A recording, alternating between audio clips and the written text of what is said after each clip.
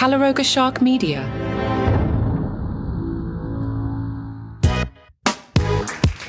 Hello, I'm Johnny Mac with your daily comedy news. I was driving in the car with my daughter, and she obviously knows what I do for a living. She's like, "Did you see the Matt Rife plastic surgery thing?" And I was like, "No, do tell." Life and Style magazine has recapped the controversy of sorts. People have speculating, did Matt Rife have plastic surgery? Some social media users have accused Matt of getting implants in his jaw and cheeks to give him a more chiseled appearance. Matt says his face is all natural in a July 2023 interview with Access Hollywood's Mario Lopez. Matt said the biggest lie he's read about himself was, quote, that I've had plastic surgery. That's the funniest thing in the world to me, because I hit puberty too late. I didn't look like this until I was 23. Sorry if you need surgery to look like that. So what dusted this up? TikTok famous plastic surgeon, I guess, Dr. Benjamin Coughlin, posted a video of himself, quote, skipping along to the song Hurricane by Bridget Mendler. I have no idea. I just read some words. I'm so old. I have no idea what we're talking about. The TikTok famous plastic surgeon with this song captioned it, "Me, after creating the greatest jawline ever seen just for my patient to get canceled right after ... He added the comedian will not be named. Many users in the comments inferred that it was Matt Rife. Well, Matt Rife apparently saw this and he responded and posted, lying about medical history is illegal, just FYI. Social media users responded to that and said, revealing yourself into your surgeon's vague post is insane. He just outed himself in the comments. There are so many award shows. I can't actually remember if we've talked about this before, but Variety was talking about the new comedy awards, the Golden Globes. I don't remember if this is new news or not, but let me tell you who they are. The nominees are Chris Rock, Selective Outrage, John Mulaney, Baby J, Amy Schumer, Emergency Contact, Mark Maron from Bleak to Dark, Sarah Silverman, Someone You Love, Marlon Wayans, God Loves Me, Nate Bargatze, Hello World. Out of those, I would give it to Nate. The category is open to programs of 30 minutes or more, released on a broad array of platforms, including broadcast, basic and premium cable, streaming, and pay-per-view. Of note, shows hosted on your social media accounts, including YouTube, are not eligible. So that's interesting. So there's plenty of specials on YouTube, say Todd Barry, which I think is the best special of the year, not eligible. Sebastian Maniscalco out doing press for Bookie. He told USA Today, I don't know anything other than working hard every day since I was young. Actually, I think it's a disease. Sebastian, now that you're a big-time actor, would you ever stop doing stand-up comedy? Interesting answer here. He said, I'll always do stand-up, but you need breaks. You can't do stand-up 24 hours a day, 365 days a year. You have to live your life to get your material. Chris Rock told me this. If you never make an exit, it's hard to make an entrance. You don't want people thinking, I can always see that guy. So maybe I do a comedy tour, go away for a couple of years to do other projects, then come back and tour. Interesting. Kiss playing their final shows tonight and tomorrow at Madison Square Garden in New York City. Comedian Craig Gass is celebrating this. He'll play Comic Strip live on Sunday, and Gass said, I'm making fun of Kiss for an hour, but it's with love. I've gotten to perform with Kiss over the years. I've had a strange relationship with Kiss. Apparently, this started when Gass did his Gene Simmons impression on The Howard Stern Show. Gass said, that bothered Gene so much he got on a plane and flew to New York City to confront me live on the air. Shortly afterward, I was contacted by Kiss's management company who wanted to tell me that their singer Paul Stanley was my biggest fan. Then Paul Stanley started offering me gigs to perform with Kiss on this event called the Kiss Cruise. Cruise with a K. He asked Paul Stanley, what's the deal here? And Paul goes, well, let me ask you a question. How many jokes do you have about Gene Simmons? I said, literally hours, and he said, you got the gig. The entire show, beginning to end, will be my stories about my run-ins with Kiss and how many times I've been scared to death I was going to get murdered by Gene. That's awesome. Well, it's not awesome if Gene Simmons murders Craig Gass, although in terms of content for this podcast, that'll get me at least 2-3 days of great articles. I've worked with Craig a few times. He used to be a frequent guest on the Jim Breuer Show. He does a really good Eddie Van Halen. He lived with Eddie for a little while. I've mentioned this before. One of my favorite things we did was we had Billy Mira on doing David Lee Roth and Gass doing Eddie, and we announced a Van Halen reunion before Van Halen reunions actually happened. We got a little pickup on that. We were just messing around. It was fun. Robert Smigel told Salon that he never set out to be dangerous. I did set out to be satirical, and I didn't put limits on myself if Lorne Michaels didn't at SNL. Smigel said, it's a bit of meritocracy there, and when I first got there, I thought Lorne hated me for a year, and I barely got rehired after the first year, which was a disastrous year in 85, 86 with Michael Hall and all these really great people. Joan Cusack was one of the funniest people I've ever known, and Randy Quaid. The show struggled, and we were getting beaten up for the writing. Then they ended up keeping most of the writers, including me, and I survived it.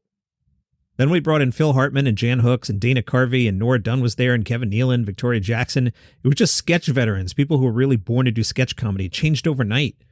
They asked Smigel if there were sketches he really had to fight for or some that didn't make it. Smigel said, one of those was pulled permanently. We did Michael Jackson 3 times. That was one of my first ideas when I went to Lauren and said, I want to go back to the show. Here's 3 things I can do.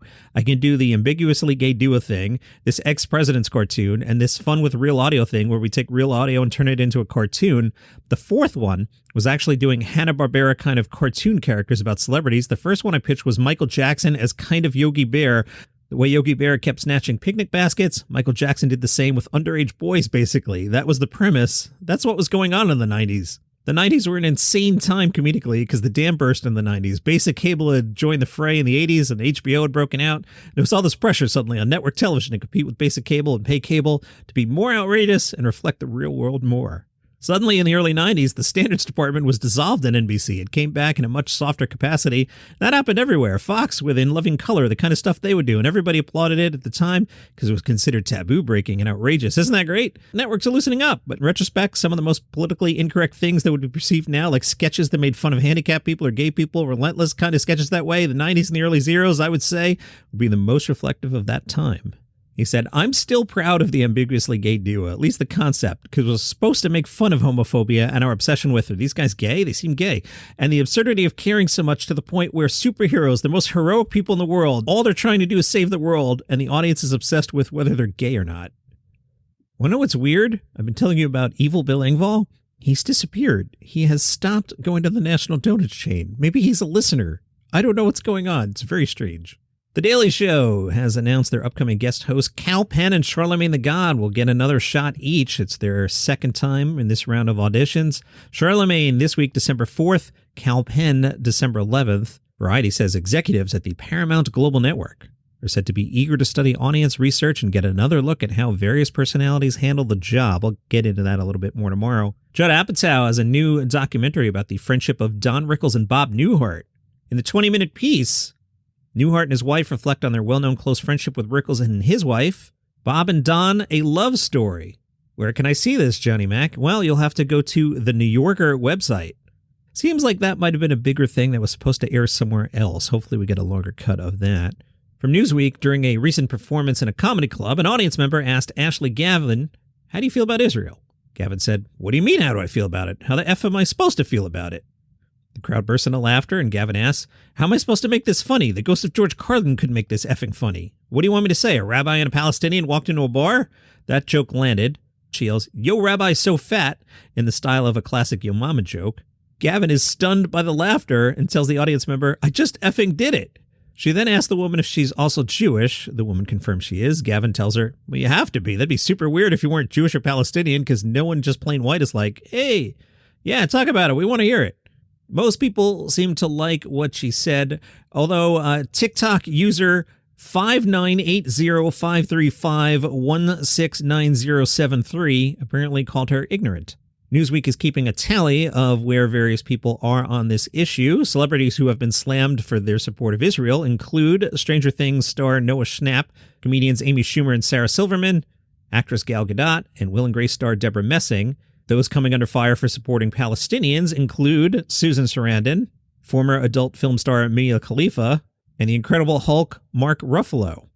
From the San Francisco Gate, just days after comedian Daoud Naimyar received the contract for a 2-night stint at a Dallas comedy club, his manager received an unexpected email from the club's bookers. The show was off. There was no explanation, so the manager gave the venue a call. According to the report, the cancellation had something to do with Naimyar's recent social media posts.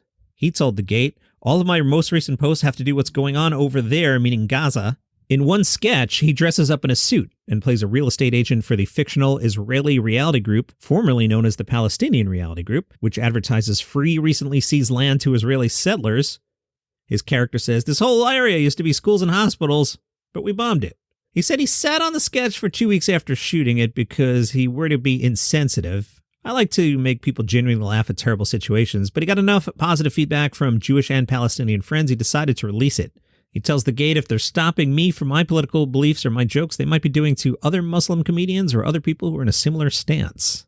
And hey, you want to see somebody naked? You know what I'm saying? Why don't you hit the Naked Comedy Show in Brooklyn tonight? Who are we going to see naked, Johnny Mac? Nat Towson, Madeline Murphy, Geneva Restorta, Tony Sikowski, Herbie Gill, Beecher, Wanda Colin, Sarah Barnett, and Hannah Gerlander.